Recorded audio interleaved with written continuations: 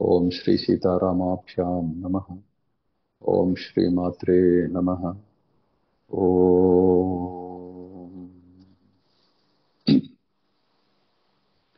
ముముక్షు వ్యవహార ప్రకరణము 13వ సర్గము.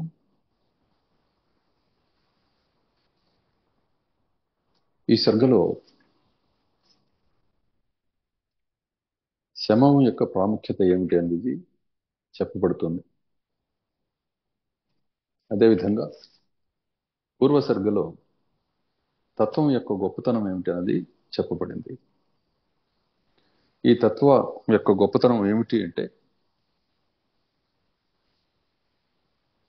ఈ జగత్తులో విహరిస్తున్నప్పటికీ, ఈ జీవితాన్ని అనుభవిస్తున్నప్పటికీ, నానా వ్యవహారాల్లో మునిగి తేలుతున్నప్పటికీ, చాలా క్షణం కూడా తీరికలేనట్లుగా వాటిల్లో గడుపుతున్నప్పటికీ, ఆ సంసారం అనే మకిలి మసి అంటకుండా ఉండే స్థితి ఏదైతే ఉందో దాన్ని తత్వప్రాప్తి అనే పేరుతో చెప్తున్నాం.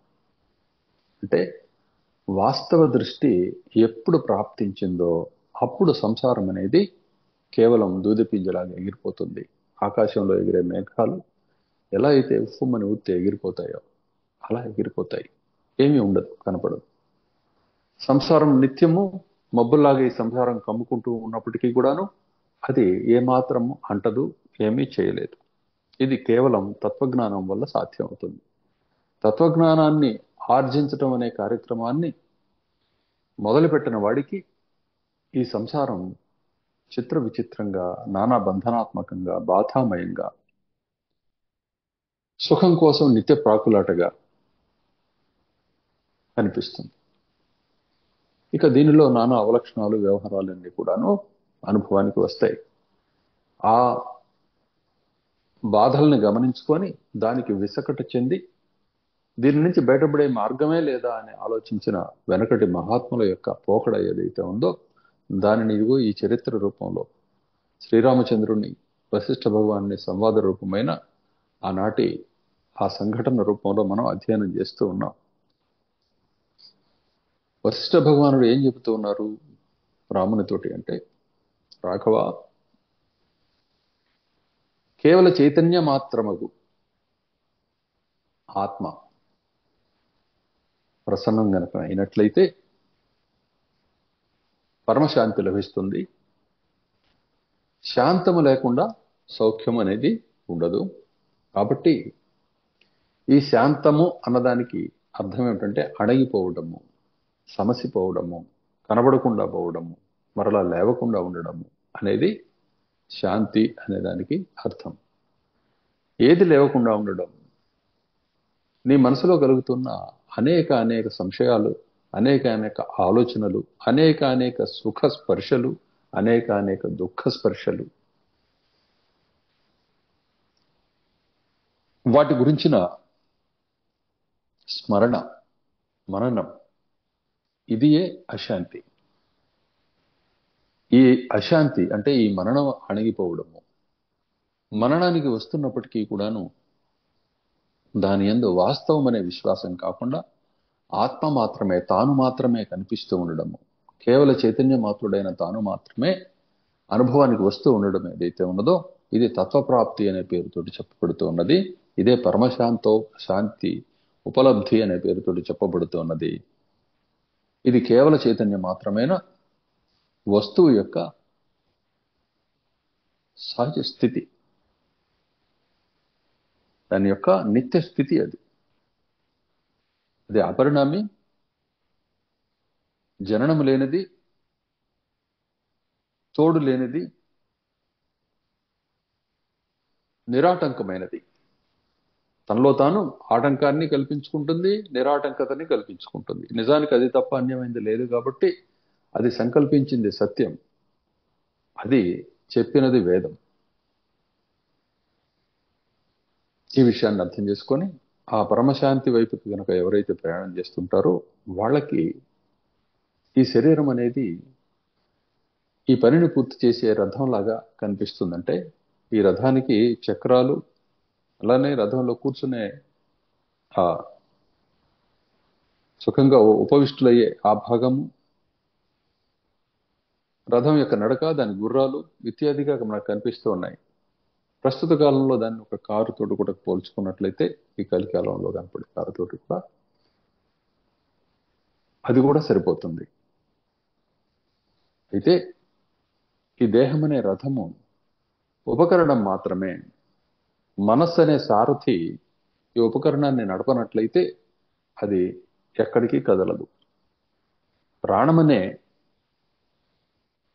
ఇంధనం దానిని నడపనట్లయితే అది ఎక్కడికి కదలదు. ఈ ప్రాణానికి ఇంధనమైన ఆహారం అనేది ఇవ్వనట్లయితే అది కదలిక లేకుండా పడిపోతుంది, దాని యందు శక్తిహీనం అవుతుంది. కాబట్టి ఆహారం అనే ఇంధనము, అట్లనే ప్రాణమనే అగ్ని శక్తి, అదేవిధంగా మనస్సు అనే చోదకత్వము, బుద్ధి అనే ఆ రథ యజమాని రథాన్ని ఎక్కడికి వెళ్ళాలో చెప్తున్నవాడు లేనట్లయితే ఇది గమ్యానికి చేర్చదు. ఈ బుద్ధి ఆత్మ వైపుకు తిరిగినట్లయితే, ఆత్మోన్ముఖమైనట్లయితే, మనోన్ముఖమై మనస్సుని ఎక్కడికి తీసుకువెళ్లాలో అక్కడికే, దానికి మనస్సు అనే డ్రైవర్కి, చోదకునికి, రథ చోదకునికి అది ఆదేశం ఇస్తుంది. కాబట్టి ఆ ఆదేశం ప్రకారం రథం వెళ్ళవలసిన చోటుకి వెళుతుంది. ఆ రథాన్ని ఎలా పోషించాలి, ఎలా దానిని పాలించాలి, ఎలా రక్షించాలి ఇత్యాది విషయాలన్నీ కూడాను బుద్ధివృత్తి చేస్తూ ఉండగా ఆ బుద్ధిని అనుసరించి ఆత్మ అనుభవాన్ని పొందుతూ ఉన్నది. ఎంతవరకు ఇది అంటే, ఈ రథం దేనికోసం అయితే ఉద్దేశించబడిందో, ఎక్కడికి వెళ్ళటానికి ప్రధానంగా ఉద్దేశించబడిందో అక్కడికే ఈ రథాన్ని మనస్సు అనే సారథి నడిపినప్పుడు, బుద్ధి అనే ఆ గుణము, లేకపోతే రథికుడు దాన్ని నడుపుతూ ఉన్నప్పుడు, ఆ బుద్ధి అనే రథికుడు తన వైపు తాను చూసుకుంటూ పనులు చేస్తూ ఉన్నప్పుడు ఈ పని జరుగుతుంది. తన వైపు తాను చూసుకోవడం ఏమిటి అంటే, బుద్ధి తనకు బుద్ధి తెచ్చుకోవాలి. బుద్ధి తన బుద్ధిలో కేవల చైతన్య దర్శనం చేయాలి. ఎప్పుడైతే తాను కేవల చైతన్యం స్వరూపమే తప్ప అన్యం కాదనే విషయాన్ని బుద్ధి గ్రహించిందో, దీన్ని ఆత్మ అనే పేరుతోటి కూడా పిలుస్తాం.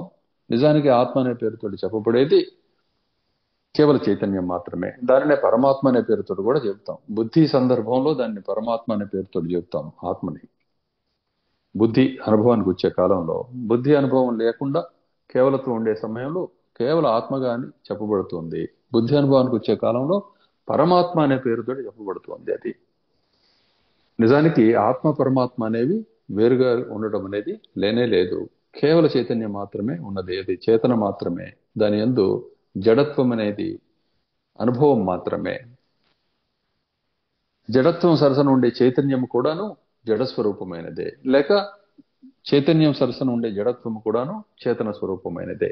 ఇది అనుభవంలో ఉండే ద్వంద్వాత్మకత. దానికి అతీతంగా ఉన్నది, కేవలమై ఉన్నది వస్తువు. ఆ వస్తువు ఎవరికి, ఇంద్రియాలకి కూడాను విషయం కాదు.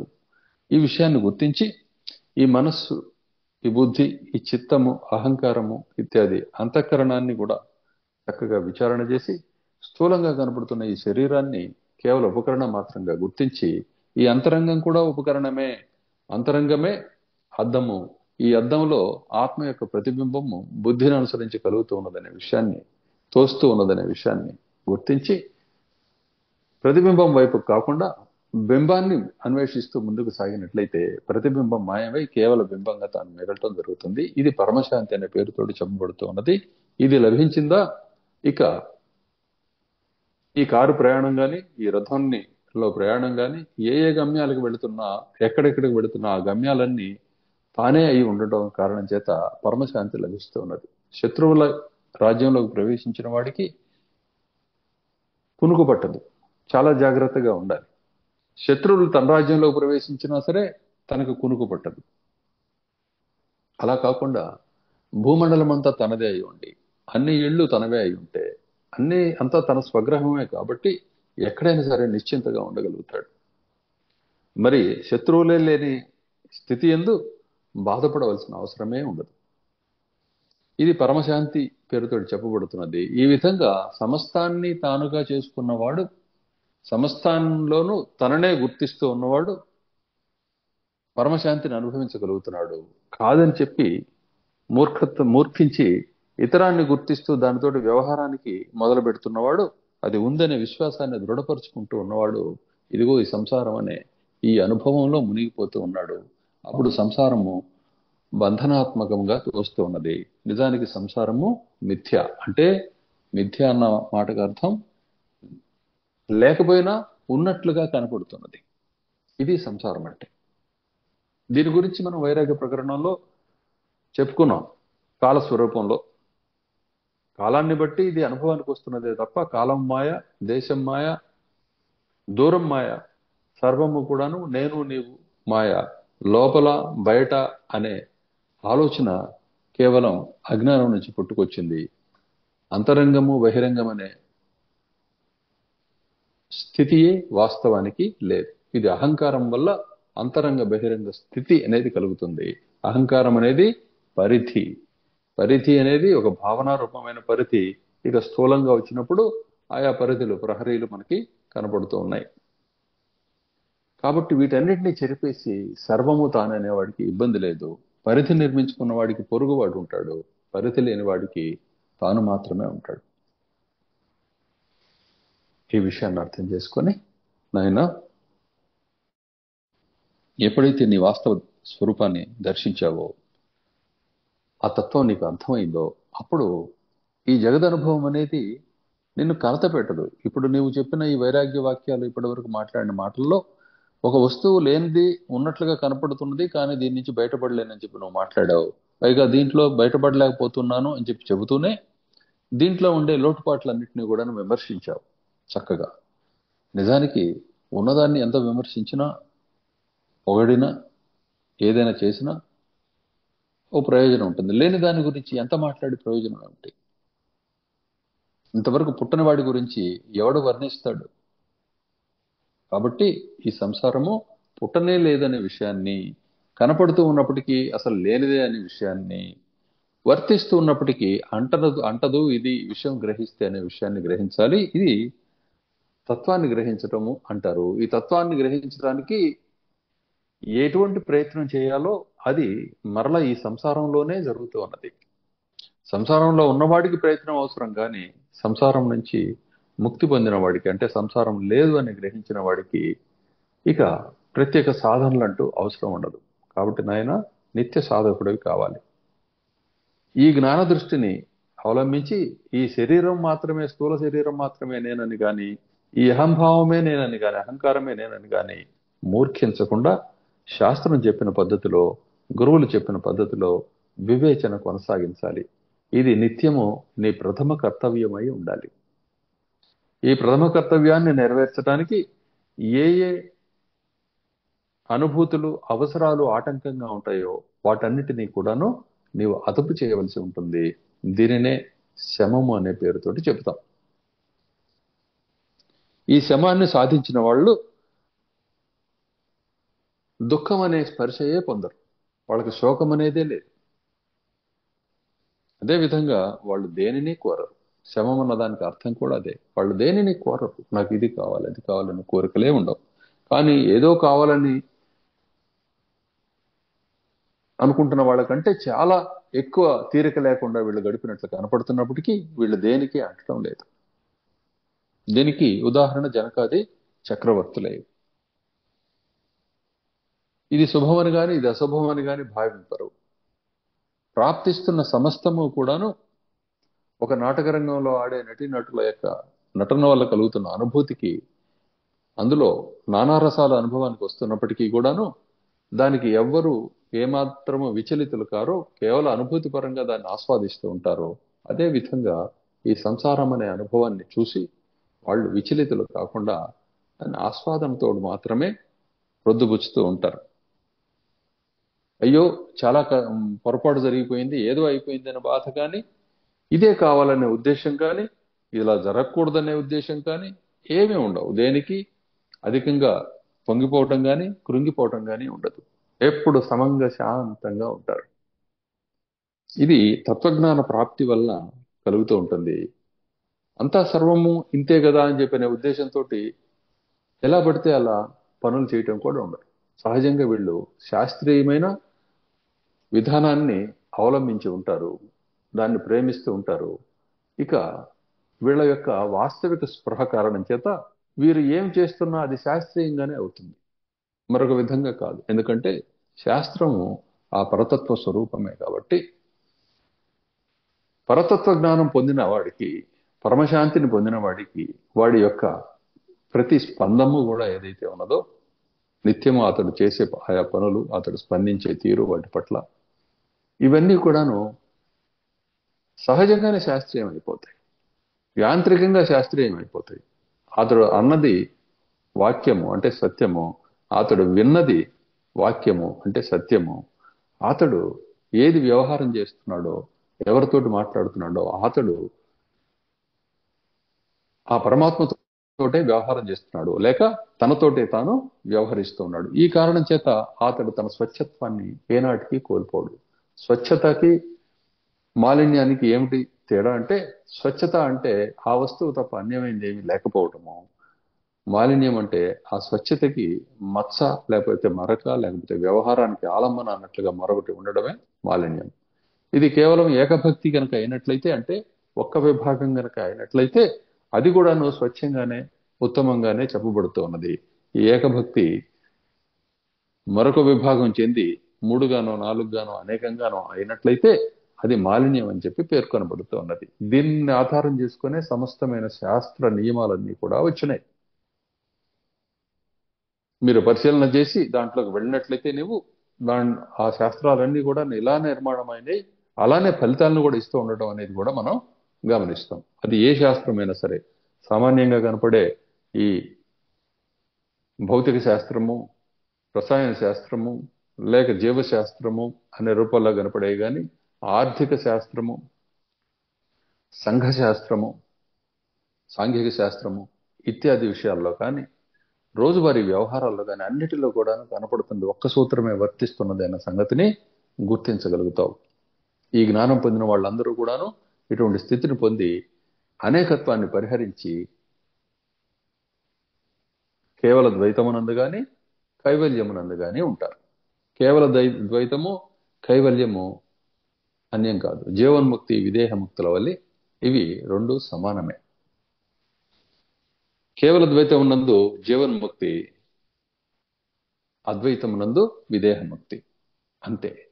దేహం అనేది ఉపకరణము. ఉపకరణాన్ని పట్టుకోనున్నా పట్టుకోకపోయినా దాని యజమాని ఒక్కడే ఉన్నాడు. ఉపకరణానికి ప్రత్యేక అస్తిత్వం అనేది లేదు. అది జడస్వరూపమైనది. అది అతని సృష్టి కాబట్టి, సృష్టి మరలా ఎవరు చేశారో వాళ్ళ యందే లయం అవుతుంది, ఎవరి ఆలోచన వాళ్ళ యందే లయం అవుతున్నది. కాబట్టి బ్రహ్మదేవుని దగ్గు ఈ సృష్టి అంతా కూడాను తిరిగి ఆయన యందే లయం అయిపోతూ ఉన్నది. ఆయనే వీటన్నిటికీ కూడాను ఆధారమై ఉన్నాడు. అయితే ఆయన సృష్టిని అనుసరించి ఎవరు ఎలా నడుచుకోవాలి అని చెప్పి, ఏది సత్యము ఏది ధర్మం అని చెప్పి చెప్పబడిందో అదే వర్తిస్తూ ఉంటుంది. కాబట్టి ఆ తత్వాన్ని అర్థం చేసుకుంటూ క్రమంగా నిత్యం అధ్యయనం చేస్తూ ఈ సంసారం క్రీడల్లోంచి, సంసారం అనే బంధంలోంచి బయటపడి సంసారం అనే ఒక క్రీడని హాయిగా బంధం లేకుండా, దుఃఖం లేకుండా అనుభవించడం ఏదైతే ఉందో అదే తత్వజ్ఞాన ప్రాప్తికి ఫలం.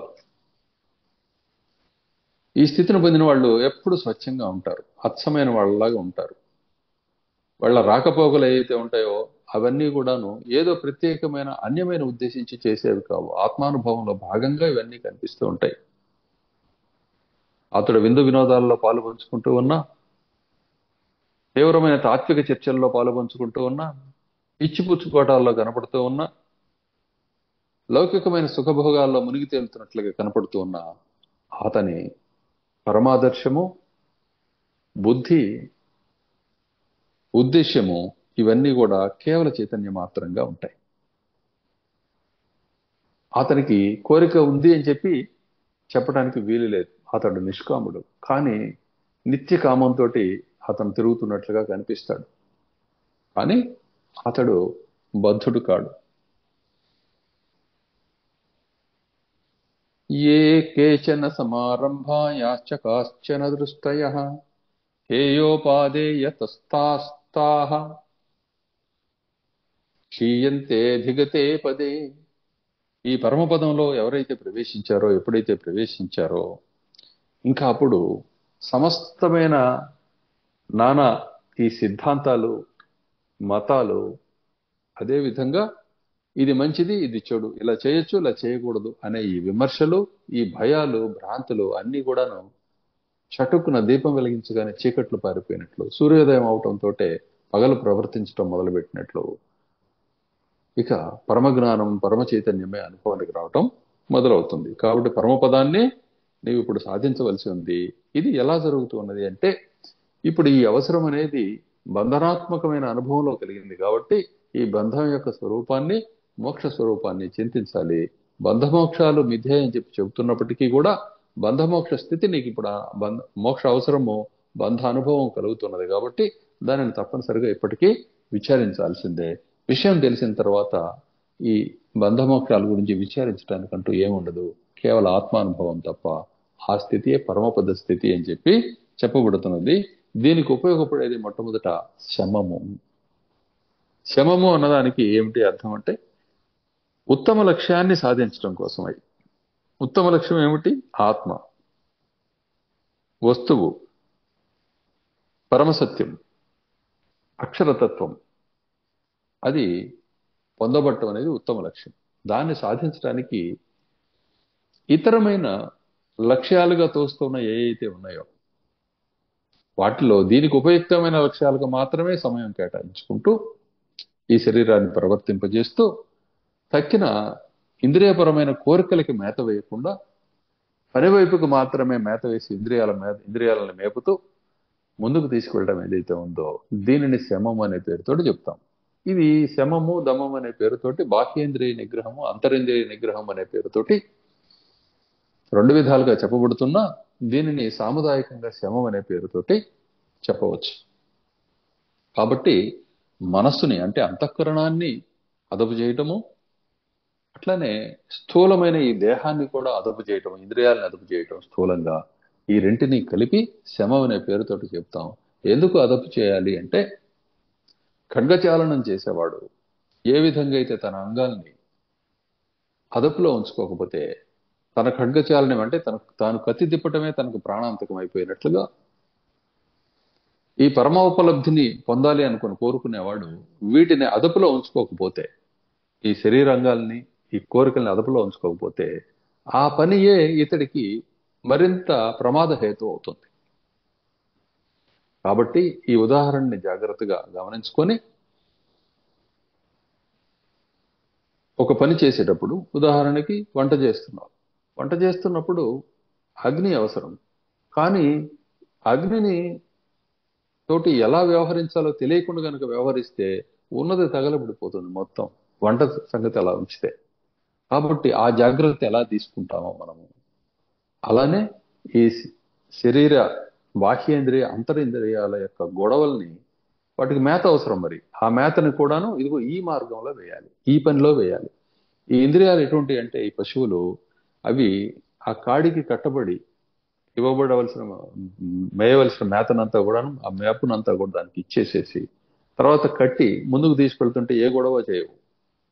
అలా కాకుండా వదిలేసి ఉంచావా ఇష్టం వచ్చినట్లు గొడవ చేస్తూ ఉంటాయి, నిత్యం తిండిని అడుగుతూ ఉంటాయి. వాటి తిండులు నువ్వు ఇచ్చుకుంటా ఉంటే అది బాగానే ఉంది కదా అని చెప్పి నువ్వు అందులో మునిగిపోవటం జరుగుతుంది. నీకు ఆలోచనని కలగనియవు ఇవి. కాబట్టి వాటిని అదుపు చేయాలి. అదుపు చేయడానికి ఊరికే కూర్చోబెట్టి నేనేం పెట్టను అంటే పని కాదు ఇక్కడ.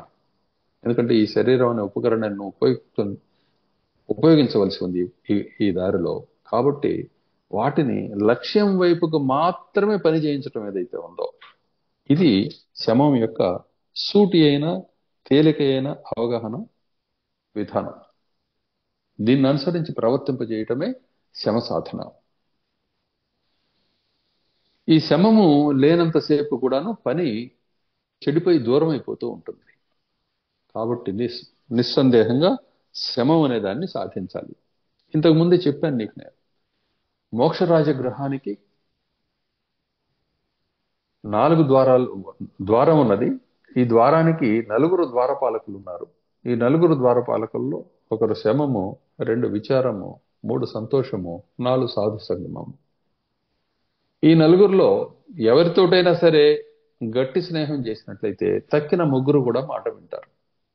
ఒకరు తలుపు తెరుస్తుంటే తక్కిన ముగ్గురు కాదనరు. ఎవడు తలుపు తెరిచినా ఈ నలుగురిలో తక్కిన ముగ్గురు కాదనరు. కాబట్టి నిరాటంకంగా మోక్ష సామ్రాజ్యంలోకి ప్రవేశించవచ్చు. మరి అక్కడ పరిమితులు ఉండవు, బంధం లేదు. దుఃఖం చెంత నుండే సుఖం కానీ, సుఖం చెంత నుండే దుఃఖం కానీ ఉండదు. కేవల సుఖం మాత్రమే ఉంటుంది. కేవల దుఃఖం అనేది వాస్తవానికి విచారణని ఆచరించకుండా, విచారణని గ్రహించకుండా సంసారమే వాస్తవం తిరిగేవాడికి కేవల దుఃఖం ఉంటుంది. ఈ సంసారం వాస్తవం కాదు, ఎలాగోలా బయటపడాలనుకుంటూ సంసారంలో బయటికి వెళ్ళటానికి 2 విధాలుగా ప్రయత్నిస్తున్న వాడికి దుఃఖము, దాని సరసన సుఖము 2 అనుభవానికి వస్తూ ఉంటాయి. ఎవడైతే సంసారం నుంచి బయటపడ్డాడో వాడికి కేవల సుఖం మాత్రమే అనుభవానికి వస్తుంది. ఇది సుఖ దుఃఖం యొక్క స్వరూపం. కాబట్టి నాయన, శమం అనేది నిత్యము కూడాను గ్రాహ్యమైన వస్తువు. అలా కాకుండా ఈ జీవితము ఊరికే వృధా అయిపోతుంది, ఈ విధంగా ఏమీ అనుభవించకుండా అయిపోతుంది, ముసలితనం కూడా దగ్గర పడుతూ ఉన్నది, ఇంతవరకు ఏమీ అనుభవించలేదు, ఇటువంటివి పెట్టుకొని కూర్చుంటే కనీసం అనుభవం అంతా కూడా కోల్పోవలసి వస్తుంది అనే మాటలతోటి శాస్త్రాల్లో చెప్తున్న విషయాల్ని గ్రహించకుండా, వాస్తవం ఇదని చెప్పి కొంచెం కూడా విచారణ చేయకుండా ఈ మాట వినకుండా ఉండేవాడి కంటే మూర్ఖుడు ఇంకొకడు లేనే లేడు. ఎప్పుడైనా సరే మనిషిని రోగాలు కానీ, మానసిక రోగాలు కానీ, శారీరక రోగాలు కానీ అధికంగా బాధించలేవు. వాడి మూర్ఖత్వమే అన్నిటికంటే ఎక్కువగా బాధించేది.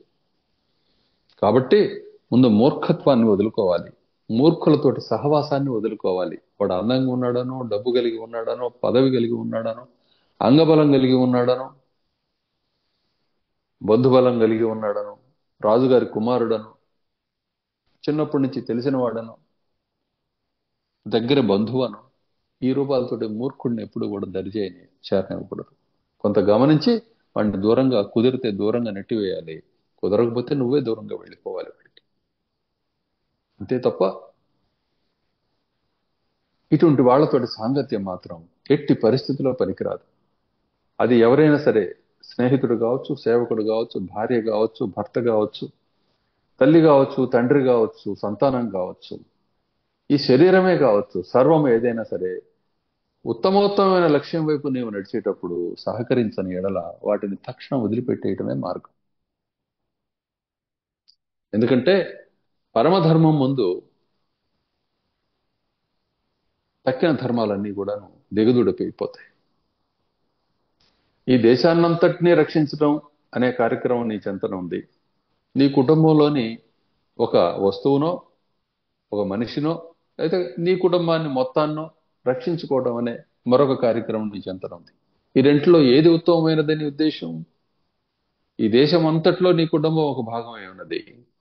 కాబట్టి దేశం మొత్తాన్ని రక్షించడం అనే కార్యక్రమం ఎట్లయితే ఉత్తమమైందని చెప్పి ఏమాత్రం ఆలోచన ఉండేవాడు అంటాడో, అలా కాకుండా మమకారం, స్వార్థం ఇత్యాది సంకుచిత బుద్ధితో ఉండేవాడు కేవలం నేను, నా వాళ్ళు అనే మాత్రంతో మాత్రమే ఆలోచనలో మునిగిపోతాడో, అది ఎలా అయితే దోషం అవుతుందో, హర్షించబడదో, అదేవిధంగా నాకు ఆ ధర్మం అడ్డొస్తుంది, ఈ ధర్మం అడ్డొస్తుంది, ఈ పనులు అడ్డొస్తున్నాయి అనే దీంతో కుంటి సాగులతోటి ఉత్తమ లక్ష్యాన్ని, ఉత్తమ స్వార్థాన్ని, పరమధర్మాన్ని దూరం చేసుకునేవాడు మూర్ఖుడు.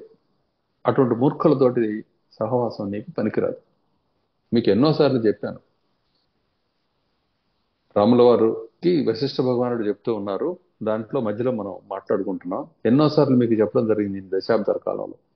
ఏది నువ్వు వెళుతున్న దారి ఉత్తమోత్తమైనదని చెప్పి నీకు తెలిసి,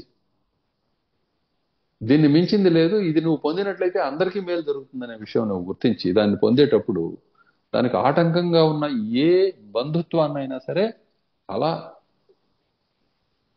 మొగ్గని ఆ గోటుతో అలా చిదిం పక్కకు నెట్టేసినట్లుగా నెట్టేసేయాలి, అంతే. ఇది వినటానికి చాలా కష్టంగా ఉంటుంది సంసారంలో తగులుకొని తిరుగుతున్న వాడికి, కానీ వాస్తవానికి ఇదే ఆచరణీయం. అయితే నీ బంధుత్వాల్ని వీళ్ళందరినీ నిరసించమని కాదు అక్కడ అర్థం. ఈ మాట విని వాళ్ళని తిట్లు తిట్టడం అవి ఇవి చేయకూడదు. ఎందువల్లంటే వాళ్ళు అసలు వాస్తవానికి లేరు. ఆటంకం కలుగుతుంది కాబట్టి ప్రస్తుతానికి నువ్వు ఆ భావాలకు అన్నిటికీ కూడా సెలవిస్తూ ఉన్నావు, అంతవరకే. దానికి నువ్వు పరుషంగా చేయవలసిన అవసరం లేనే లేదు. కాబట్టి ఈ విధమైన విచారాన్ని సాగిస్తూ పోవాలి అని చెబుతూ రాముల వారి ఇంకా చెబుతూ ఉన్నారు వశిష్ఠ భగవానుడు. శాస్త్రాలను ఎప్పుడు కూడా నిందించకూడదు నాన్న. అట్లా నిందించే వాళ్ళ సహవాసం అసలే పనికిరాదు. శాస్త్రము నీకు స్పష్ట రీతిని అర్థమై దాని గురించి నువ్వు విమర్శించడం వేరు.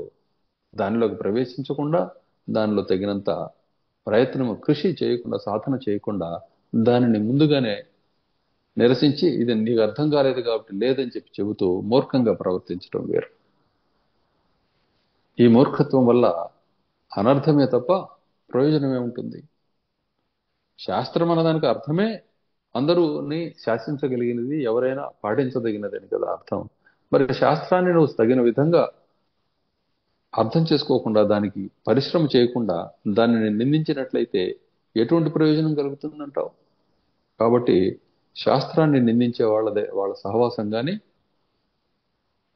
వాళ్ళతోటి వ్యవహారం కానీ పనికిరావు. వీళ్ళని దూరంగా పంపించి వేయాలి. వ్యాధి కానీ, విషం కానీ, మానవ మనోవ్యాధులు కానీ ఈ భూమి మీద అంత గొప్ప కష్టాన్ని కలిగించలేవు. కానీ మూర్ఖత్వం మాత్రం ఈ మానవుల్ని, ఈ నరుల్ని ఎంతగా ఇబ్బంది పెడుతుంది, ఎంతగా నష్టపరుస్తుందంటే చెప్పడానికి వీల్లేదు. కంటికి ఎదురుగా పరమసుఖం లభ్యమవుతూ ఉన్నా దాన్ని వాడు మూర్ఖత్వం వల్ల గ్రహించలేడు. చింతామణి చేతిలోకి వచ్చి పడుతున్నా కాదని చెప్పి దూరంగా విసిరివేస్తాడు. ఇటువంటి వాళ్ళ దోరికి వెళ్ళకూడదు. అలానే వాళ్ళు సోమరతనాన్ని ఆహ్వానిస్తారు. ఊరికనే సుఖభోగాలన్నీ వచ్చిపడాలని కోరుకుంటారు ఇటువంటి వాళ్ళు. ఇలా కోరుకుంటూ శాస్త్రాలను నిందిస్తూ ఉంటారు. శాస్త్రం యొక్క స్వరూపాన్ని అర్థం చేసుకోకుండా గ్రుడ్డిగా శాస్త్రాన్ని అనుసరిస్తున్నాం అనే పేరుతోటి మూఢనమ్మకాల్లో తిరుగుతూ ఉంటారు. శాస్త్ర స్వరూపాన్ని అర్థం చేసుకోకుండా. ఇటువంటి వాళ్ళ యొక్క సాంగత్యాన్ని వదిలించుకోవాలి. ఏమాత్రం కొంచెం తెలివితేటలున్నా ఆ తెలివితేటలతోటి శాస్త్రాన్ని యథోచితంగా, యథాప్రాప్తంగా, యథాశక్తిగా ఎంతో కొంత అర్థం చేసుకుంటూ, అర్థమైన దాన్ని అనుసంధిస్తూ, ఏతత్ ఫలితాన్ని క్రమంగా మళ్ళీ దాని కింద మార్చుకుంటూ, అంటే ఏ విధంగా అయితే ₹1 సంపాదించిన వాడు ఆ రోజులో దాంట్లో కొంత భాగాన్ని ఖర్చు పెట్టుకొని మరికొంత భాగాన్ని నిల్వ చేసుకుంటూ క్రమక్రమంగా నిల్వలు పెంచుకుంటూ తన బలాన్ని పెంచుకుంటూ పోయి తాను అనుకున్న పనిని సాధిస్తాడో, ధనవంతుడు అవుతూ ఉన్నాడో, అదే విధంగా శాస్త్రీయమైన విషయాల్ని రోజు అధ్యయనం చేస్తూ ఒక్కొక్క దాన్నే సొంతం చేసుకుంటూ క్రమక్రమంగా శాస్త్రిగా మారాలి. శాస్త్రి అంటే ఎవరు అంటే నడిచే శాస్త్రము, కంటికెదురుగా అనుభవ రూపంలో కదులుతూ ఉన్న శాస్త్రము, అది శాస్త్రి అంటే. కాబట్టి శాస్త్రిగా మారాలి, తానే ఆ శాస్త్రంగా మారాలి. అతన్ని అడిగితే దాని లోతులన్నీ తెలుస్తూ ఉండాలి. ఎన్ని రకాలుగా అయినా సరే దాని రహస్యాలన్నీ వెల్లడవుతూ ఉండాలి. అతడు శాస్త్రి. ఆ స్థితి ఎవరికి కలుగుతున్నది? శాస్త్రాన్ని స్వంతం చేసుకున్న వాళ్ళకి కలుగుతుంది. శాస్త్రం ఎవరికి స్వంతం అవుతుంది? ఎవడు పురుషుడో అతన్ని ఆ శాస్త్రము వరిస్తూ ఉన్నది. పురుష శబ్దానికి అర్థం ఏమిటి? ప్రయత్నపరుడు అని అర్థం. పురమనందుండి ప్రయత్నం చేసేవాడు కాబట్టి పురుషుడని, నరుడని పేరుతోటి చెప్పబడుతుంది. కాబట్టి కొంచెమైనా సరే కొంచెం బుద్ధి సంస్కారం ఉన్నవాడు ఎవడైనా సరే ముందు ఈ శాస్త్రాల వైపు తిరిగి ఒక్కొక్కటి చిన్నది, ఏ ఆచారం అయితే నువ్వు పాటించగలవో ముందు నీ బుద్ధికి పర్వాలేదు దీన్ని పాటించవచ్చు తోస్తూ ఉన్నదో ముందు దాన్ని గ్రహించు. మెల్లమెల్లగా ఒక్కొక్కటి పాటించుకుంటూ చివరికి పూర్ణమైన శాస్త్రీయమైన స్థితిలో చేరు. ఇక్కడ మనకి శాస్త్రం అంటే ఏమిటి అనే ఆలోచన వచ్చినప్పుడు ఆయా సందర్భాల్లో ఏ ధర్మాలు, ఏ భావనలు అయితే ఆత్మగా భావించబడుతున్నాయో దానికి సంబంధించిన శాస్త్రం ఉంటుంది. దానికి తగ్గట్టుగా ప్రవర్తిస్తావు నువ్వు అధ్యయనం చేసుకొని. ఇక్కడ మన ముఖ్య శాస్త్రం అధ్యాత్మ శాస్త్రం కాబట్టి నిన్ను నువ్వు అధ్యయనం చేయటము, నీ అనుభవాన్ని అధ్యయనం చేయటం కాబట్టి దీనికి సంబంధించిన శాస్త్రాన్ని క్రమక్రమంగా ఒక్కొక్క పాయింట్, ఒక్కొక్క విషయాన్ని, సూత్రాన్ని ఆకలింపు చేసుకుంటూ దాన్ని స్వంతం చేసుకుంటూ మళ్ళీ పరికించవలసిన అవసరం లేకుండా అధ్యయనం చేస్తూ, నిత్య అధ్యయనం చేస్తూ ముందుకు సాగాలి. భగవంతుడు ఉన్నాడు అని చెప్పి, అంటే పరమతత్వం ఉన్నది, ఆ వస్తువు అద్వయం అనే విషయం నీకు చెవినబడి ఆ విషయాన్ని ఏ కొంచెం నువ్వు విశ్వసించినా సరే, మరి నువ్వు చేయవలసిన నీ కర్తవ్యం ఇదే కదా. దేవుడు ఉన్నాడు అని చెప్పి ఎవడైనా నమ్ముతున్నట్లయితే దేవుడే అంతటిని నడిపేవాడు అవుతున్నాడు కాబట్టి, అందువలన ఆయన దేవుడు కాబట్టి ఆ దేవుణ్ణి మరి చూడటం, ఆయనతోటి వ్యవహరించటమే ప్రథమ కర్తవ్యం అవుతుంది. కానీ తక్కిన సాంసారిక వృత్తులన్నీ కర్తవ్యాలు ఎలా అవుతాయి? ఇది సామాన్యమైన తెలివితేటలు కదా ఇవి. దీనికి గొప్ప విషయం ఏం లేదు కదా. చావు ఖచ్చితంగా పొంచి ఉంది, అందరికీ వస్తుందని చెప్పి తెలిసినప్పుడు చావును జయించడం అనేది ప్రథమమైన విషయం కావాలి కదా. చావును జయించిన తర్వాత నువ్వు ఏదైనా అనుభవించవచ్చు. చావు వచ్చి పైన పడుతూ ఉండగా నేను అనుభవాలు పొందుతాను, నాకు భోగాలు కావాలి అంటే ఎంత మూర్ఖత్వం. పాము పడగ నీడలో కూర్చొని కప్ప పురుగుల కోసం వెతుక్కున్నట్లు ఉంది ఇది.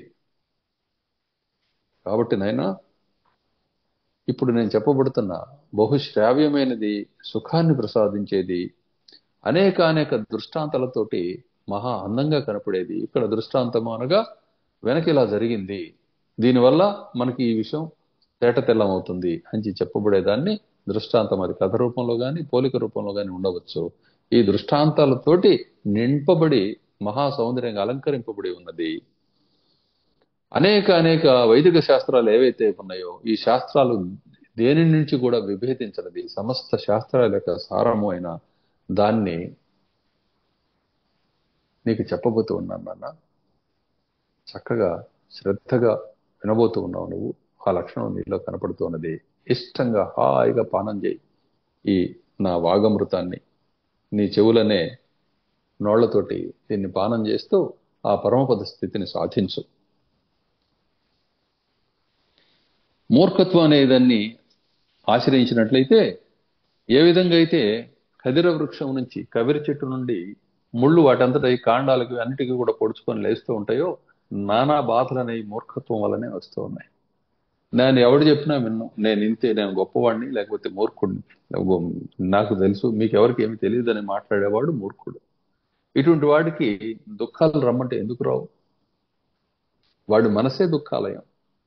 వాడి మూర్ఖత్వమే దుఃఖాలకి ఆస్పదము, లేకపోతే దుఃఖాకరమై ఉన్నది. అటువంటి వాడు దుఃఖాలని మరి అనుభవించక ఏం చేస్తాడు?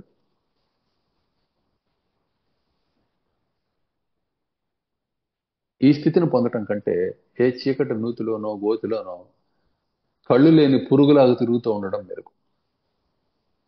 అది ఇంకొంచెం మెరుగైనది. తనకు ఉన్నంతలో ఏదో వెతుక్కుంటుంటుంది. ఈ మూర్ఖుడు ఎవడు చెప్పినా వినడు. వాడు దుఃఖాలు పాలవడమే కాకుండా తనను ఎవడైనా నమ్మి వాడి చుట్టూ ఉంటే వాళ్ళని కూడా దుఃఖాలు పాలు చేస్తూ ఉంటాడు. కాబట్టి మూర్ఖత్వం అనేది సర్వదా వర్జనీయం, త్యాజ్యం. మూర్ఖత్వం ఏ రూపంలో ఉంటుంది నాకు మాత్రమే తెలుసు, నేను ఇంకొకళ్ళ మాట విన్ను, అది నాకు చిన్నతనము అనే భ్రాంతి ఏదైతే ఉన్నదో ఇదే మూర్ఖత్వం. ఇదే గమ్యము అనే పేరుతోటి ఏదైతే మాట్లాడుతూ ఉంటాడో విషయం తెలియకుండానే, ఇది మూర్ఖత్వం. దీని నుంచే కష్టాలన్నీ వస్తూ ఉంటాయి. దాన్ని తప్పనిసరిగా వదిలిపెట్టేయాలి. దీనికి ఉత్తమ స్నేహితుడిని ఒకరిని సంపాదించుకోవాలి. ఆ స్నేహితుడి పేరు వివేకం. ఈ వివేకం అనే వైద్యుడిని, స్నేహితుడిని సంపాదించుకొని అతడి సహాయంతో మూర్ఖత్వాన్ని పూర్ణంగా వదిలించేసుకొని, ఇక ఆ వివేకోదయం అవటంతో ఉత్తమ శాస్త్రం ఏది, పరమ లక్ష్యాన్ని సాధించడానికి ఉపయుక్తమైన శాస్త్రం ఏది, దాన్ని ఎరుగు ఉన్న మహానుభావులు ఎవరు, ఆ సంఘాలు ఎక్కడ ఉన్నాయి, వాళ్ళు ఎటువంటి పనులు చేస్తూ ఉంటారు, దీని ప్రయోజనం ఏమిటి, వాళ్ళ ఉద్దేశాలు ఏమిటి అని చెప్పి తెలుసుకుంటూ వారి సాంగత్యాన్ని పొందుతూ వారి సాంగత్యంలో ఉండడానికి అవసరమైన నడవడిక కోసం శమాన్ని, అంతరింద్రియాన్ని, బాహ్యేంద్రియాన్ని, మనసుని, శరీరాన్ని రెంటిని కూడాను అదుపులో ఉంచుకుంటూ స్వాధీనపరుచుకుంటూ ఉండటం ఏదైతే ఉందో ఇది మూర్ఖత్వానికి దూరంగా పోయి వివేకాన్ని ఆశ్రయించి తన్ను తాను ఉద్ధరించుకోవటం అనే కార్యక్రమంగా చెబుతాం. ఈ సంసార దుఃఖం నుంచి బయటపడటం కోసం ఇదిగో నీ హితాన్ని కోరి, లోకహితాన్ని కోరి ఇదే స్వభావంగా కలిగి ఉండి వర్తిస్తూ ఉన్న మా వంటి వాళ్ళ సాంగత్యం అవసరం అవుతుంది. శాస్త్రము, గురువు, స్వప్రయత్నము అనే ఈ మూటిని మించిన సద్గురువు లేడు, అట్లానే హితుడు లేడు. ఈ మూటి వల్ల దుఃఖాలు తొలగిపోయి మహర్షిత్వాన్ని సాధించి జీవన్ముక్తులై జగత్తులో వ్యవహరిస్తూ ఉంటారు. కాదంటే విరమించి విదేహముక్తులై కేవలలై పరమపద స్వరూపులై ఉంటారు. ఇది తత్వం. ఈ సంసారంలో దుఃఖాలకు అంతు లేదు. ఎప్పుడు ఏదో ఒక రూపంలో వస్తూనే ఉంటుంది. దుఃఖం అంటే అదేదో శరీర ఖండనమనో లేకపోతే ఆశాభంగమనో అలా అని కాదు. ప్రతి క్షణము కూడా నువ్వు శ్రమపడుతూ ఉండవలసి వస్తుంది. ప్రొద్దుటే దంతధావనం చేయాలి. తర్వాత ఆయా కాలకృత్యాలు, అదేవిధంగా స్నానపానాలు చేయాలి. ఇదంతా శ్రమతో కూడుకున్న వ్యవహారమే. ఎరుక కలిగిన వాడికి తినటం కూడా కష్టంగానే అనిపిస్తుంది, క్రమంగా దీని మీద ఆసక్తి కలిగిన వాడికి. కానీ విషయం అంతా తెలిసిన వాడికి సమస్తమైన వ్యవహారాలు కూడాను ఆటలాగా ఉంటాయి. ఆట అందరికీ ఇష్టమే కదా. ఆట అలవాటైన వాడికి ఆట ఎంతో ఇష్టంగా ఉంటుంది. అలా ఆటలాగా కాకుండా ఇది ఒక కష్టంలాగా ఉన్నట్లయితే ఉపయోగం ఏమున్నది. కాబట్టి నాయన, ఈ సంసార దుఃఖాన్ని నుంచి బయటపడటం కోసం మా వంటి వాళ్ళతోటి సహవాసం చేయాలి. అట్లనే నీ స్వరూపాన్ని నువ్వు తెలుసుకొని గురువులు, శాస్త్రాలనే ప్రమాణాల ద్వారా జీవన్ముక్తుడవై చరించాలి. ఇది ఉత్తమోత్తమైన స్థితి.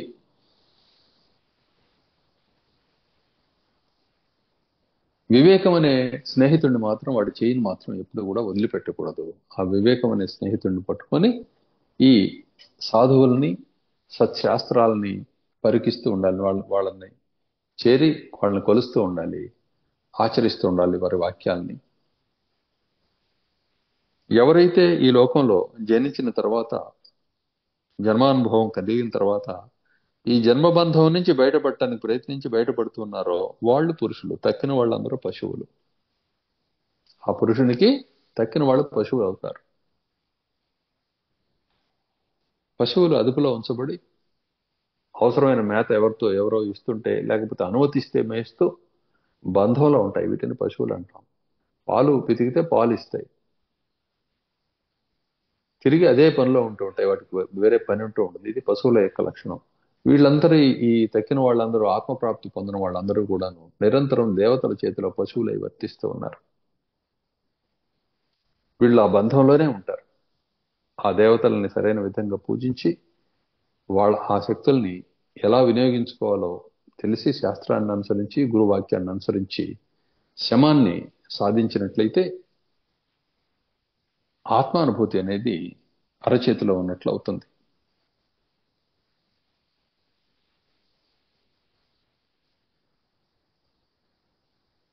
కాబట్టి నేను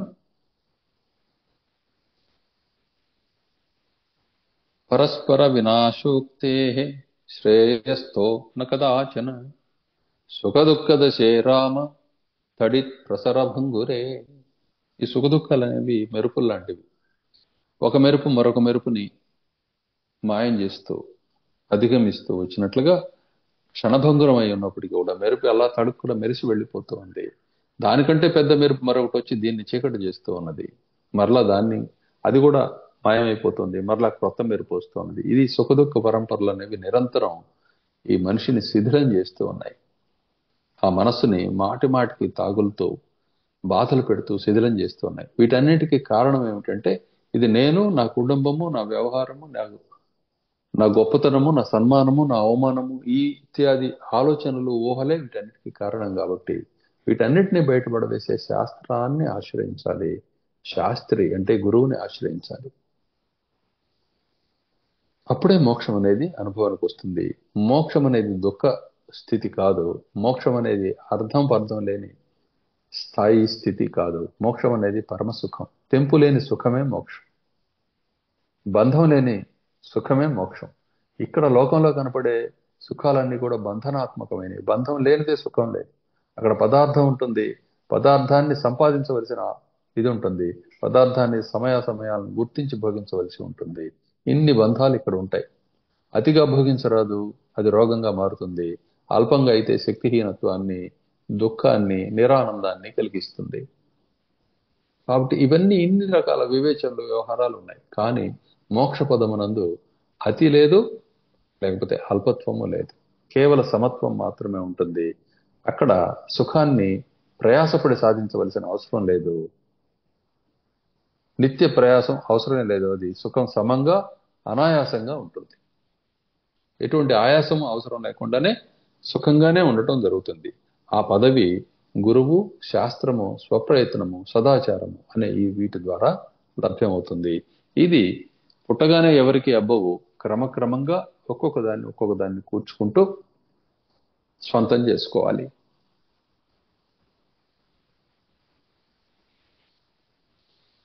నీలాగా విరక్తిని సహజంగానే సాధించిన వాళ్ళు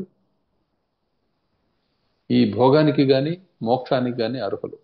ఇటువంటి విరక్తిని, ఇటువంటి వాస్తవ దర్శనాన్ని చేయని వాడు ఈ లోకంలో సుఖంగా ఉండలేడు. ఈ లోకంలో భోగం లభించిన దుఃఖస్పర్శ కలిగి ఉన్నాడు కాబట్టి ఆ భోగాన్ని కూడా సరిగా అనుభవించలేడు. అదేవిధంగా మోక్షం అనేది అసలు బొత్తిగా దొరకదు. అదే ఈ పరమజ్ఞానాన్ని కనుక పొందినట్లయితే ఇహలోక విహారణం కూడా సుఖంగానే ఉంటుంది. ఎందుకంటే అతడు సుఖాన్ని అనుభవించే కాలంలో రెండవ ఆలోచన లేకుండా దాని అనుభవాన్ని పొందుతూ ఉన్నాడు కాబట్టి దాన్ని పూర్ణ స్వరూపంలో సుఖాన్ని అనుభవించగలుగుతాడు దేన్నైనా సరే. అదేవిధంగా పరమ చైతన్య స్పృహ, ఆత్మిక స్పృహ అనేది ఏ క్షణంలోనూ కోల్పోకుండా ఉంటాడు కాబట్టి అతడిని పాపము, పుణ్యం అనేవి స్పర్శించకుండా కేవల చైతన్య స్వరూపం, పరమాత్మ స్వరూపం మాత్రమే అతడు అయి ఉంటాడు కాబట్టి బంధం అనేది ఉండదు. అది పరమశాంతి అనే పేరుతోటి చెప్పబడుతుంది. ఎన్నిటికీ ముఖ్యమైనది వివేకము. వివేకం ఏ రూపంలో ఉంటుందంటే ఇది నాకు తెలుసు, ఈ విషయం నాకు తెలియదు అనే రూపంలో మొట్టమొదటి పరిచయం అవుతుంది. తనకు తెలియని విషయాన్ని కూడా తెలుసు అనుకుంటూ, తాను సాధించలేని విషయాన్ని కూడాను సాధించగలను దేన్నైనా అని చెప్పి అనుకుంటూ, ఏ విషయం అవసరం లేదో ఆ విషయాన్ని నేను సాధిస్తానని చెప్పి జీవితాన్నంతా దానికే వెచ్చబెట్టేస్తూ తిరిగేవాడు అవివేకి. దీనివల్ల ప్రయోజనం లేదు. అలా కాకుండా నిజానికి ముఖ్యమైనది ఏది, దాన్ని సాధించడం ఎట్లా అనే విషయాన్ని మొట్టమొదట నిర్ణయం చేసుకొని దాన్ని ప్రణాళికాబద్ధంగా ఈ శాస్త్రాలు కానీ పెద్దలు కానీ ఏం చెబుతున్నారనే విషయాన్ని గుర్తించి దాన్ని ఒక ప్రణాళికాబద్ధంగా ఆచరణలో పెట్టుకుంటూ ప్రయత్నం చేసుకుంటూ వెళ్ళేవాడు వివేకి. ఆ వివేకి సాధించలేని విషయం అంటూ ఉండదు. సమస్తమైన సాధనలు సుఖం కోసం, ఆనందం కోసమే జరుగుతూ ఉన్నాయి. ఈ సాధనలన్నిటికంటే కూడా పెద్ద సాధన, తెంపులేని సుఖాన్ని కలిగించే సాధన ఈ మోక్ష సాధన. దీన్ని నీవు ఇప్పుడు దాకా నీవు చూపించిన వివేకాన్ని వదలకుండా ఆశ్రయించి సాధించుకోవాల్సి ఉంది. ఈ వైరాగ్యాభ్యాసం ద్వారా ఇది సాధ్యమవుతుంది. అది ఇప్పటికే నువ్వు చేసి ఉన్నావు కాబట్టి నేను చెప్పబోతున్న విషయం నీకు అంటుతుంది. ఇప్పుడు శమం యొక్క ప్రాముఖ్యత ఏమిటో నీకు ఇప్పటికే అర్థమవుతూ ఉండాలి. కాబట్టి ఎవడైనా సరే వివేకాన్ని ఆశ్రయించి ప్రయత్నం చేయాలి. ఆ ప్రయత్నంలో శరీరాన్ని, మనస్సుని నియోగించాలి. అవి చెప్పినట్లు వినటం కాకుండా తనకేం కావాలో తెలిసి దానికి మాత్రమే వాటిని వినియోగించాలి. శరీరము, ఇంద్రియాలు నీకు పశువులై ఉండాలి కానీ వాటికి నీవు పశువుగా మారరాదు. యత్ప్రాప్యన నివర్తంతే యదా సాధ్యన శోచతే తత్పదంశేముషీ లభ్యం అస్త్యేవాత్ర సంశయ. నాయనా, దేనిని పొందినట్లయితే మరలా తిరిగి రావాల్సిన అవసరం లేదో, లేకపోతే మాటిమాటికి రాకపోకలు జరుపుతూ ఆ ప్రయాస పడవలసి ఉంటుందో, దేనిని చేరినట్లయితే మరి సుఖం అనేది, మరి దుఃఖం అనేది అసలు ఛాయలలో కూడా ఉండదో, ఆ పదం అనేది కేవలము ప్రజ్ఞ ద్వారా లభ్యమవుతూ ఉన్నది, పాండిత్యం ద్వారా లభ్యమవుతూ ఉన్నది. దేన్ని పాండిత్యము అంటామంటే ముందు ఈ బంధం నుంచి, చావు నుంచి బయటపడాలి.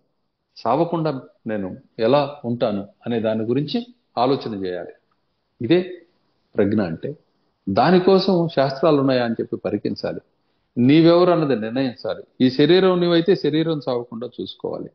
ఈ అంతరంగ అహంకారం నీవైతే దాన్ని చావకుండా చూసుకోవాలి.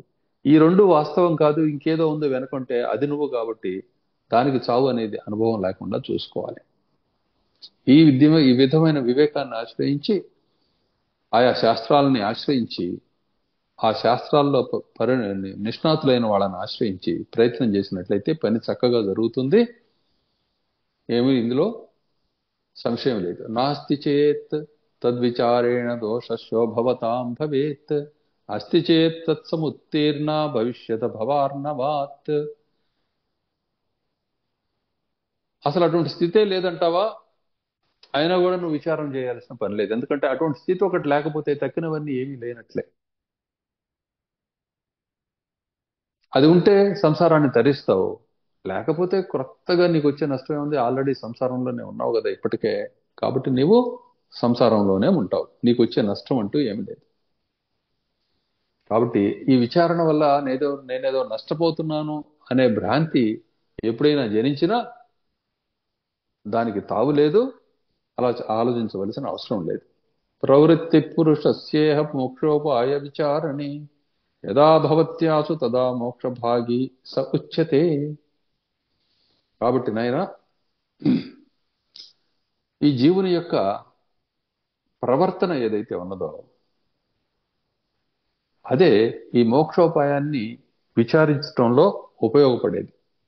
అతడి యొక్క ప్రయత్నమే ఇక్కడ ఉపయోగపడేది. ఎప్పుడు అది దాని వైపుకి మాత్రమే ప్రయత్నంలోకి మళ్ళుతుందో పురుషుని ప్రవృత్తి అనేది, అప్పుడు అతడు మోక్షానికి అర్హుడు అని చెప్పబడుతూ ఉన్నాడు. అతడు మోక్షాన్ని పొందబోతూ ఉన్నాడు అని కూడా చెప్పబోతూ ఉన్నాడు. ఎవరు నగరం వైపు ప్రయాణం చేస్తున్నారో వాళ్ళని చూస్తే వీళ్ళు ఎక్కడికి వెళుతున్నారంటే వాళ్ళు నగరాన్ని చేరతారు ఇట్లానే వెళితే అని చెప్పి ఏమి తెలియని వాడైనా చెప్పగలుగుతాడు. పల్లెకు పోయేవాడిని పల్లెకు పోతున్నాడు ఇతడు, కాబట్టి ఫలానా ఊరు వెళుతున్నాడు, ఫలానా పల్లెటూరుకి అని చెప్పగలుగుతాడు. కాబట్టి ఈ సామాన్యమైన విషయాన్ని నువ్వు గుర్తించి, ప్రయత్నం వల్లనే పనులు అవుతున్నాయి కాబట్టి ఆ ప్రయత్నాలు చేయాలి.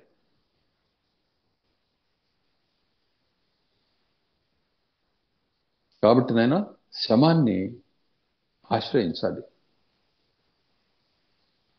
ఈ ముల్లోకముల బంధం నుంచి బయటపడటం కంటే గొప్ప విషయం అంటూ ఏమీ లేదు. ఈ లోకాల్లో అటు ఇటు రాకపోకలు పడటం కంటే ప్రయాస అంటూ ఇంకోటి లేనే లేదు. ఈ శరీరం నేననే భావనతోటి నిత్యము దానికోసం నానా యాతనలు పడటం కంటే దుఃఖకరమైన విషయం మరొకటి లేనే లేదు. ఈ శరీరం తాను అనుకుంటూ దీంట్లో సుఖానికి కారణం ఈ ధనమని, ఈ మనిషిని, ఈ లోకం అనే భావన కంటే అజ్ఞానం మరొకటి లేనే లేదు. అయితే ఇటువంటి దుస్థితి నుంచి బయటపడవేసేది మాత్రం విచారణ, వాస్తవ దర్శనం, అలానే ఆ పని చేయడానికి అవసరమైన ఇంద్రియ నిగ్రహం, బాహ్యేంద్రియ నిగ్రహం, అంతరింద్రియ నిగ్రహం. ఎలా నిగ్రహిస్తానన్న దానికి ఇప్పటికే సమాధానం చెప్పాను. ఆ ఇంద్రియాలను అలానే ఉంచి నేను తిండి పెట్టనన్నా, ఈ మనసుని నేను నిలిపి ఉంచుతానన్నా, ఇవి రెండు దుస్సాధ్యాలు. ఏమి చేయాలి? వాటికి తిండి విషయాల రూపంలో ఉన్నది కాబట్టి మోక్షోపాయం, మోక్ష ప్రయత్నం అనే విషయాల్ని యందు ఈ ఇంద్రియాలను ప్రవర్తింపజేయాలి. మనసుని ఆ లక్ష్యంతో నింపాలి. దానితో అవి అదుపులోకి నేరుగా వచ్చేస్తాయి, ఏ గొడవ లేకుండా. పని చెప్పినప్పుడు వింటాయి. అవి వినకుండా ఉన్నట్లయితే వాటికి నువ్వు శిక్ష వేస్తావు, వాటికి ఏమి తిండి పెట్టవు. పెట్టినా ఈ తిండే పెడుతుంటావు. చచ్చినట్టుగా అవే నిన్ను ఇప్పటిదాకా ఇబ్బంది పెట్టిన బాహ్యేంద్రియము, అంతరింద్రియమే ఇప్పుడు నీకు బంటులై, సేవకులై, పశువులై నీకు అత్యధికమైన పరమలాభాన్ని కలిగిస్తాయి. కాబట్టి నాయన, వివేకము, శమము నిత్యము కూడాను మనం ఆశ్రయించదగిన ఉత్తమోత్తమైన స్థితులు. కాబట్టి శమాన్ని సాధించు.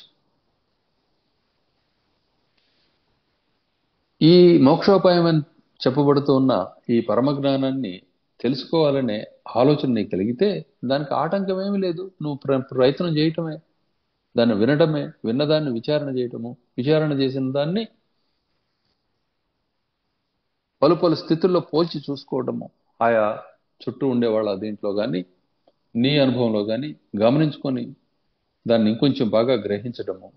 అదేవిధంగా కాళ్ళు చేతులు కదిలించటము, కళ్ళు ఆర్పటము, చూడటము, వినటము ఇత్యాది కార్యక్రమాలు నీ ఇష్ట ప్రకారమే జరుగుతూ ఉన్నాయి కాబట్టి, వాటిని బట్టే సమస్తమైన కార్యాలు నెరవేరుతూ ఉన్నాయి కాబట్టి, జ్ఞానేంద్రియాలు కర్మేంద్రియాల ద్వారా ఆ ఇంద్రియాలకి తగిన విధంగా ప్రవర్తింపజేయటం ఏదైతే ఉందో అదే సాధన శమం అనే పేరుతోటి చెప్పబడుతున్నాయి. దానికి ఆటంకపరచగలిగే వాళ్ళు ఎవరు? నాకు కలిసి వస్తుంది కలిసి రాదనే మూర్ఖత్వం ఉంటే ఉండొచ్చు కాక ఈ మూర్ఖత్వం ఎవరికి ఉండదు కదా. నా చెయ్యి కదులుతుంది, నీ చెయ్యి కదపగలుగుతున్నావు, ఒక వస్తువును గ్రహించగలుగుతున్నావు, తీసి దాన్ని అవతలకు మార్చగలుగుతున్నావు. దీన్ని ఎవడు నియంత్రిస్తూ ఉన్నాడు? దీనికి ఆటంకం ఏం లేదు కదా. నీ మనసులో ఏ ఆలోచనలు చేసుకోవాలో ఆలోచన నువ్వు చేసుకుంటూ ఉండగా వచ్చి ఆటంకపరిచేవాడు ఎవడు? నువ్వు సద్వస్తువు గురించి విచారణ చేస్తూ ఉంటే, సద్గురు వాక్యాన్ని విచారణ చేస్తూ ఉంటే, సత్శాస్త్రాన్ని పరిగించి అధ్యయనం చేస్తూ ఉంటే దాన్ని ఆపగలిగేవాడు. వీటితోటి పని అవుతుండగా ఆటంకాలు ఎదురవుతుందని చెప్పే మూర్ఖుడిని ఏమనాలి? ఆటంకం ఎదురైతే నేను ఈ శరీరాన్ని, ఇదిగో ఈ యంత్రాంగం, ఈ అహంకారం, నేను ఫలానా వాడిని అనే నిర్ణయం ఏదైతే ఉందో అదే ఆటంకం కలిగిస్తుంది. దాని గురించే కదా ఇప్పుడు చర్చ. కాబట్టి అవి సహకరిస్తాయి, ఏమీ సంశయమే లేదు. కేవలం మనసులోనే సాధనంతా సాగుతుంది. మనసు మాట ద్వారా మనసుతోటి మనసు మాట్లాడుతుంది, మౌనం ద్వారా మనసుతోటి మనసు మాట్లాడుతుంది, ఒకే లక్ష్యం కలిగి ఉండటం ద్వారా మనసుతోటి మనసు మాట్లాడుతుంది. లక్ష్యాన్ని తనలోనే చూసుకుంటూ తాను అనుకున్న లక్ష్యానికి తాను చేరుతుంది. తన స్వప్నంలోనే తాను నడిచి గమ్యాన్ని చేరినట్లు, లేకపోతే ఎగిరి ఆ గమ్యాన్ని చేరినట్లు, కన్ను మూసి తెరిచే లోపల ఆ గమ్యంలో ఉన్నట్లు, లేకపోతే ఎలా అయితే అనుభవానికి వస్తుందో ఈ మనసు గురించి ఆలోచన చేస్తూ దాని గురించి తానే తెలుసుకొని నేను అసలు లేని దాన్ని అని చెప్పి గుర్తించి తాను కేవలం చైతన్య స్వరూపం యొక్క శక్తి మాత్రమే తప్ప అన్యమైంది కాదనే విషయాన్ని గుర్తించి నెమ్మదిస్తుంది. దీన్నే పరమశాంతి అనే పేరుతో చెబుతున్నాం, శమము అనే పేరుతో కూడా దీన్నే చెబుతున్నాం. ఈ పని యందు మాత్రం నువ్వు ఉండడానికి ఆటంకపరచగలిగే వాళ్ళు ఎవరు లేరు. దీనికి పోటీ లేదు. ఈతడు నాకు పోటీ అనుకున్నప్పుడు అవతల వైపు నుంచి ఆటంకాలు కలిగించబడుతూ ఉన్నాయి, లేకపోతే కలిగిస్తూ ఉన్నారు అజ్ఞానం వల్ల. కానీ నేను ఆలోచన చేసుకుని పరమతత్వాన్ని పొందుతాను అనుకునేవాడికి పోటీ ఏముంది? ఆటంకపరిచేవాళ్ళు ఎవరు? ఈ యొక్క ప్రవర్తన ఏ ఇతరుడికి తనకు ఆటంకంగా కనిపిస్తుంది? ఏమీ లేదు. తన దోవం తాను ఉంటాడు, తన పరమసుఖాన్ని తాను పొందుతాడు, అంతే. ఇంత మాత్రమే కదా. ఇక్కడ దేహేంద్రియాలు కూడా మిత్రులైపోతూ ఉన్నాయి ఈ సందర్భంలో.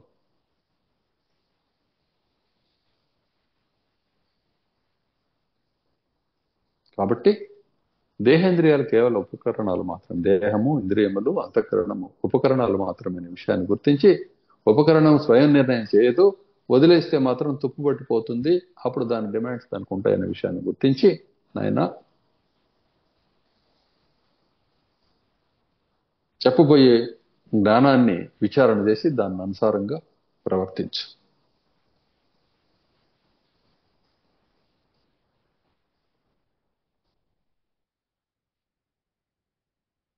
దీన్ని చేయటం కోసం పద్ధతులు ఉన్నాయి. ఈ విచారణ చేయటం కోసం నీవు నీ శరీరంతో ఈ పనులు చేస్తున్నావు కాబట్టి ఈ శరీరం రోగరహితంగా ఉంచుకోవటం అనేది చాలా ముఖ్యమైన విషయం.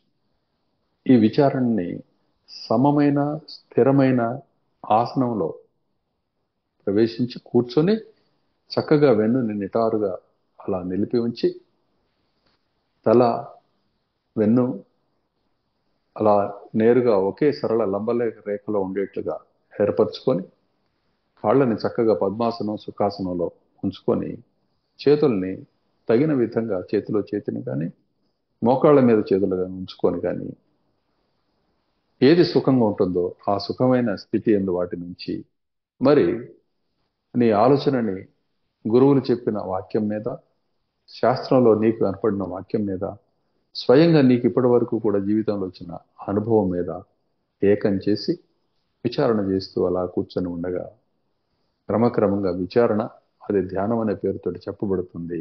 ఈ విచారణ క్రమక్రమంగా ఫలవంతమై ఆత్మని ప్రాప్తింపజేస్తుంది. కాబట్టి ఈ శమాన్ని సాధించే క్రమంలో మొట్టమొదటి శరీరాన్ని ఈ విధంగా ఒక క్రమశిక్షణతోటి ఓ పద్ధతి ప్రకారం కూర్చోబెట్టినట్లయితే దాంట్లో రోగం అనేది పుట్టకుండా ఉంటుంది.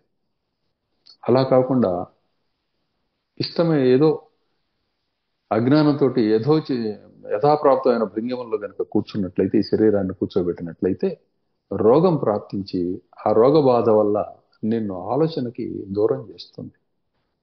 రోగ బాధయే నిన్ను నిరంతరం తనలోకి లాక్కుంటుంది, నీ ఆలోచన లాక్కుంటూ ఉంటుంది. కానీ నింపాదిగా నువ్వు లక్ష్యం వైపు అవసరమైన విచారాన్ని సాగించడానికి అది ఆటంకం మారుతుంది. కాబట్టి ఈ ఆసనం అనేది చాలా ముఖ్యమైనది. ఇలా కూర్చొని పనులు చేసుకున్నవాడు ఈ జన్మలోనే, అంటే ఈ శరీరంతో పని పూర్తి చేసుకుని వెళ్తాడు. లేకపోతే మరలా అన్యమైన శరీరాన్ని పొందవలసి వస్తుంది. అప్పుడైనా సరే ఇప్పుడు చెబుతున్న నియమాల్ని, ఇప్పుడు చెప్తున్న పద్ధతుల్ని ఆశ్రయించి మాత్రమే పని జరిగించుకుంటాడు. కాబట్టి అది వాయిదా వేయటం కంటే కూడా దాన్ని ఇప్పటి నుంచే దాన్ని అనుసంధించడం మంచిది. చక్కగా కూర్చోవాలి. సుఖాసనంలో కానీ పద్మాసనంలో కానీ ఏది సౌకర్యం ఉంటే ఆ సుఖాసనంలో కూర్చోవాలి. దాన్ని కూర్చున్నప్పుడు క్రింద ఆసనంలో మొట్టమొదట ఒక దర్భచాప ఉండాలి. దాని క్రింద ఒక బట్ట ఉండాలి. దానిపైన దర్భచాప ఉండాలి. దర్భచాప మీద చర్మం ఉండాలి. దానిపైన మళ్ళా తెల్ల వస్త్రాన్ని దాన్ని పరచాలి. అలా సుఖంగా చేసుకొని, లేకపోతే ఒక కంబళి దానిపైన వస్త్రాన్ని పరుచుకొని, తెల్ల వస్త్రాన్ని దాని మీద చక్కగా కూర్చోవాలి. శుభ్రమైన వాటినే పెట్టుకోవాలి. వీర్యంతో మలినమైన వస్త్రాలను కానీ, మురికిగా ఉన్న వస్త్రాలను కానీ, శిథిల వస్త్రాలను కానీ ఆసనానికి వాడకూడదు. శిథిలమైన చర్మాన్ని కూడాను ఆసనానికి వాడకూడదు. అదేవిధంగా శిథిలమై విడిపోతూ ఉన్న, చిరిగిపోయి విరిగి తుంపులుగా ఉన్న దర్భలను కూడా వాడకూడదు. చక్కగా అమర్చి ఉన్న దర్భలను వాడాలి. ఇవన్నీ కొంచెం మెత్తగా, అధికమైన మెత్తగా కాకుండా కొంచెం మెత్తగా ఉండేట్టుగా చేసుకొని, దాని మీద తూర్పు ముఖంగా కానీ, ఉత్తర ముఖంగా కానీ, పశ్చిమ ముఖంగా కానీ కూర్చొని, ముఖ్యంగా తూర్పు ముఖంగా కూర్చొని లేక ఉత్తరముఖంగా కూర్చొని తద్విచారణ చేయాలి. దక్షిణముఖంగా చేసేటప్పుడు ఆ దిక్కున గురువు ఉన్నట్లయితే చేయాలి. లేనట్లయితే మిగతా 3 దిక్కుల్ని చేయాలి. పశ్చిమ వైపు కూడా ఆ దిక్కున గురువు ఉన్నప్పుడే చేయాలి. అలా కాకుండా ఒంటరిగా చేస్తూ ఉన్నప్పుడు తూర్పు కానీ ఉత్తరం కానీ ముఖాన్ని ఉంచి, అంటే తూర్పుని చూస్తూ కానీ ఉత్తరాన్ని చూస్తూ కానీ కూర్చొని విచారణ చేయాలి. ఇది ఇలా చేస్తూ ఉన్నందువల్ల ఆసన సిద్ధి కలుగుతుంది. ఆసన సిద్ధి లేకుండా విచారణలో ఉత్తమత్వం అనేది లభించదు. ఈ ఆసనంలో లభించిన విచారణ, ఆ సిద్ధియే అనేక కార్యక్రమాలు జరుగుతున్నప్పుడు కూడాను తన మనస్సై తనకు అనుభవానికి వస్తూ ఉంటుంది. కాబట్టి ఇది శమం యొక్క మొట్టమొదటి మెట్టు, అడుగు. కాబట్టి తొలి అడుగు అనమాట. కాబట్టి ఈ విధంగా కూర్చొని వెన్నును ఎప్పుడు నిటారంగా ఉంచి పనులు చేసుకుంటూ ఉండాలి. కూర్చొని చేసినప్పుడు విచారణ అలా సాగించవలసి ఉంటుంది. ఇది ఇప్పటి వరకు చెప్తూ వచ్చాను. ఇంకా మరలా చెప్పుకుందాం. జై సద్గురు.